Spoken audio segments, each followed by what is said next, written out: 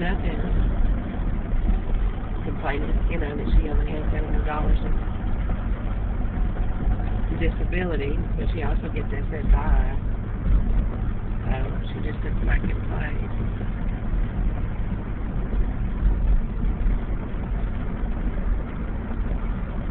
And there's a lot more to life, too. There's a whole world out there, You gotta have a home, you gotta have a place to live. But, every day's a gift.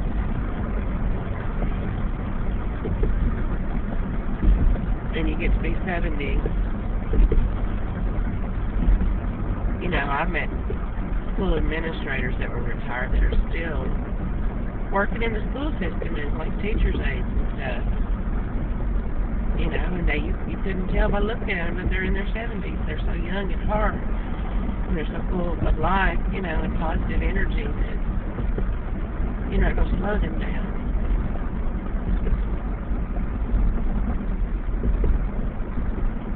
So, I sound like a hypocrite because I am. It's very painful. Life is painful. But you have to rise up out of it and find another spot, find another place in the world, and live your life because you have your life to live. Nobody. To sit and stew and cat shit, walking into the bathroom, in that filthy bathroom, and taking a bath in that filthy tub when we first got there. I scrubbed that floor as hard as I did, and look how dirty it is now. I was the only one that ever swept that bathroom floor, and I swept it every day. It's all dirty, filthy now. They finish a roll of toilet paper, they just leave the toilet paper roller on the fucking, in the bathroom. They don't want to do that much, So,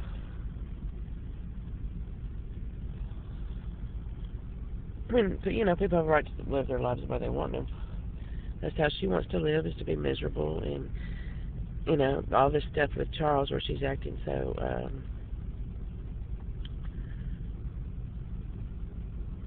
you saw how she was falling apart over him. So, that's the way she wants to live, and that's how she wants to see people. That's why her daughters don't ever come around there, and they don't want to have anything to do with her. That's why they're trying to declare her incompetent.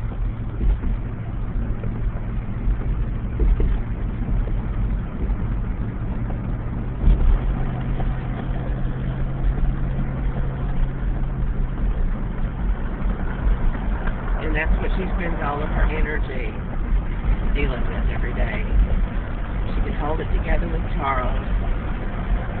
And he can sit there and all he's doing is playing her daddy, telling her what to do, taking authority over her. That's her house. He's going to rob her. She gets a chance. She tells him, even if he came and moved back in, he would leave her again.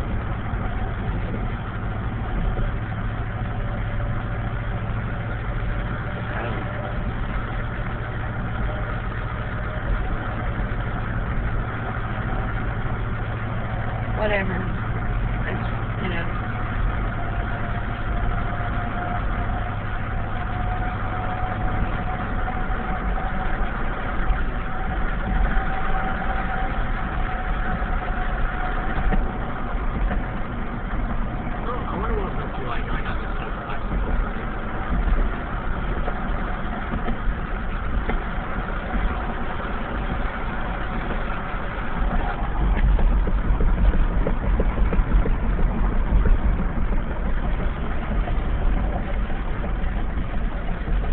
I had the money to, just like we arranged when we originally moved there. I was paying her house for the month of January, and I would pay her February and $500, or $250 for one room, and then $400 for two. So the thing about it is the eviction she wrote up wasn't for non-payment. It was that she was afraid, and that she wrote in there that she gave me a 15-day notice to vacate, which she didn't do.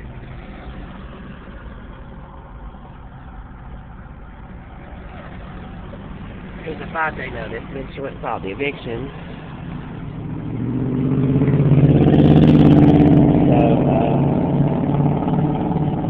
So, That the reason she's stating is that she's afraid of me.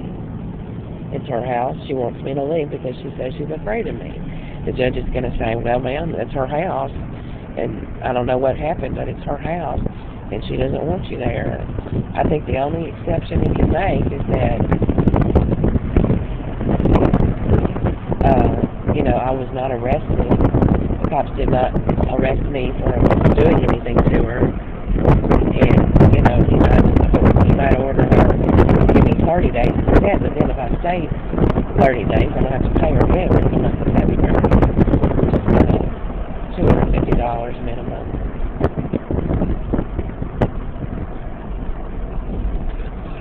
Okay. And I don't want to give her any money, because then we'll be stuck there. And, these other opportunities might work out.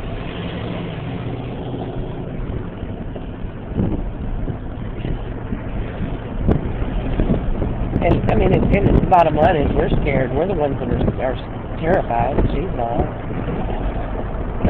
She's not scared of us. Walking out in the hallway the way she does and stuff. If she was afraid, I was going to hurt her too. As soon as Charles left, she would hit the door. If she was really afraid, she wouldn't have sat there in her living room all day by herself. If she was afraid I was alone in the house with her, it was going to hurt her. I'm the one who got up and left every morning. You and I did. I took you to school and I didn't go back home because I was the one who was afraid.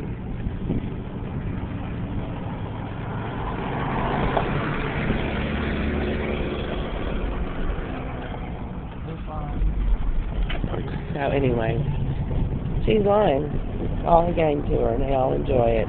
And that's the mistake these snitches make. They go to the cops and they say all this stuff. It's all lies. Then they pull up front row seats. And they want in on the action and they sit there and antagonize us more and more. And they lie to the cops and say that I'm on drugs, that I have drugs, that all the lies they say, that I'm violent, that I'm going to threaten them and all this shit.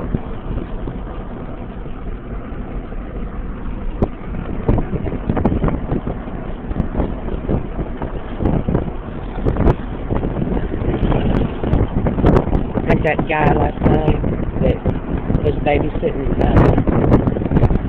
Sarah.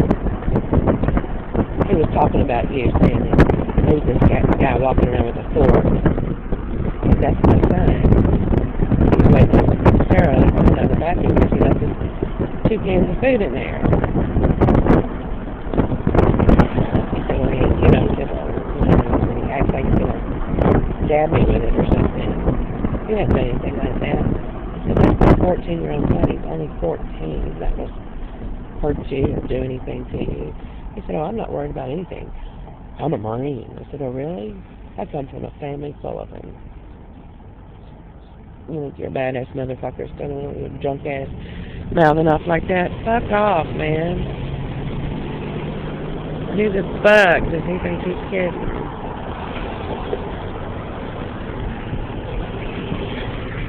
Well, we have a lot of military people in our family.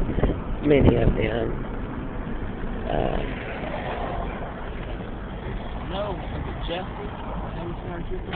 No, that was Uncle John L. He was a paratrooper in World War II. Uncle Kenneth was in the Army, I believe. Grandpa was in the Army. Uncle Jerry was a Marine. Uncle Bo was a Marine. Vietnam. Uncle John was in the Navy. My mother was in the Army. And there's more. There's a lot more. Yeah. That's just the ones I can name off the top of my head without thinking. There's plenty more that were in the military that served in our country. And there were some that were Marines too. Not all of them were Marines. Jerry was the one who went to Vietnam. He came back and he did not say a word about anything that he did over there. But he started drinking. And he was never the same, they say. Bo was a Marine. And he was drafted. He was stationed in Hawaii. And he told me himself, you're not going to believe this.